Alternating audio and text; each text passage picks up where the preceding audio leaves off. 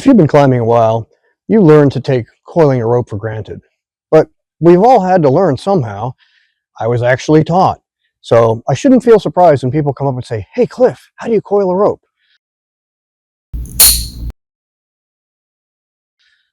We're going to cover a couple of coils. The simplest and most common is the lap coil over the shoulder.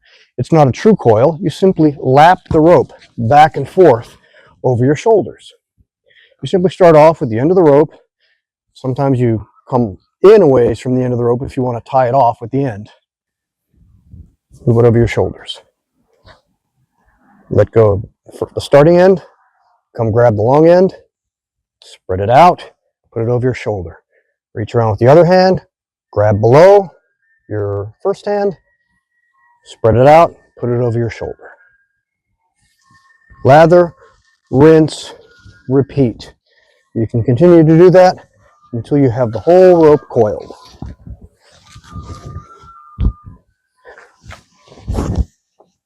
A couple of different ways to finish off the rope. Take it off your shoulders, hold it up there in the middle. You can take an end, wrap it around.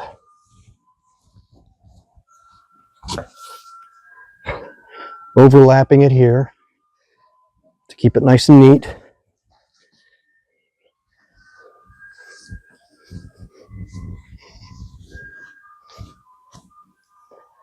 And you can just tuck it. It's not tied, but it keeps it neat. There are other ways to tie the rope, and we can cover those in a separate segment. A less common way to coil is to lap it without using your shoulders. You simply come across, put it in your hand, take more slack out, bring it back, put it in your hand, and continue to do this until you have the whole rope coiled. Again, it's a lap coil. It goes back and forth. You can do this with shorter ropes. Longer ropes, your hands probably aren't going to be big enough to hold all that rope, so you use the shoulder. And even then, on some of these 70 and 80 meter ropes, I start running out of neck space and the coil starts stacking up behind my head. A true coil, if you want to use an actual coil, you can do it over your shoulders. And this is an old traditional method that I was first taught. You simply take the rope, make a coil, loop it over, get it about waist level, and continue to do this until you have an actual coil. This takes longer, but it makes an actual coil instead of a lap coil. Another way to do that is with your hands. Spread it out, bring a quarter twist, roll your knuckles forward, grab it, quarter twist,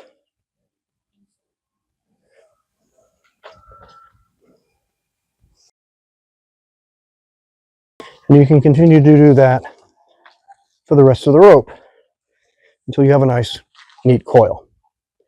The quarter twist is important so that the rope doesn't kink, because the rope actually twists. The core, the braided portion of this rope, twists on the inside. So you want to twist the rope a quarter ways so that the rope doesn't kink in the coil.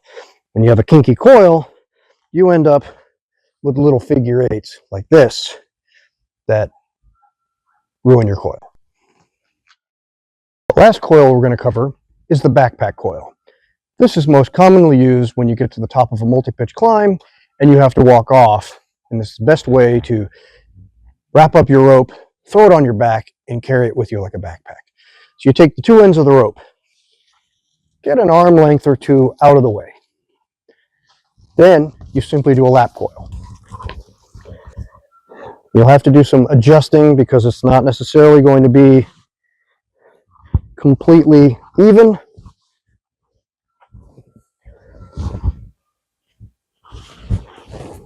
Take it off your shoulders, grab the middle. Now you take those long strands and you wrap them around the coil.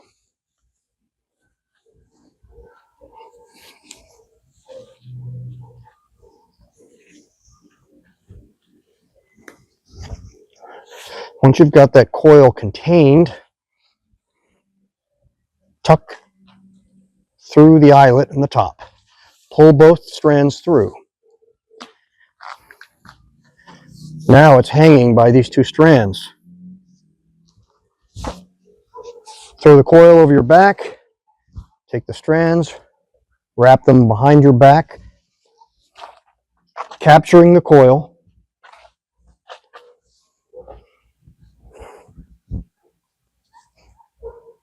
And then simply tie it off.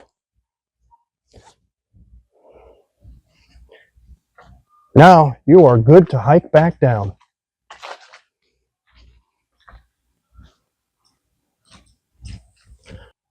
One friendly warning. If you take a friend out who's brand new to climbing and he offers to coil a rope for you, don't let him, because he will, more than likely, excuse the pun, wind up doing this. In addition to running out of arm after about 20 meters of rope, you're also going to end up with a tangled mess when it's finally finished, because the rope is going to wind up twisting and turning. In a full coil, you're going to end up with this giant figure eight, which is not what you want.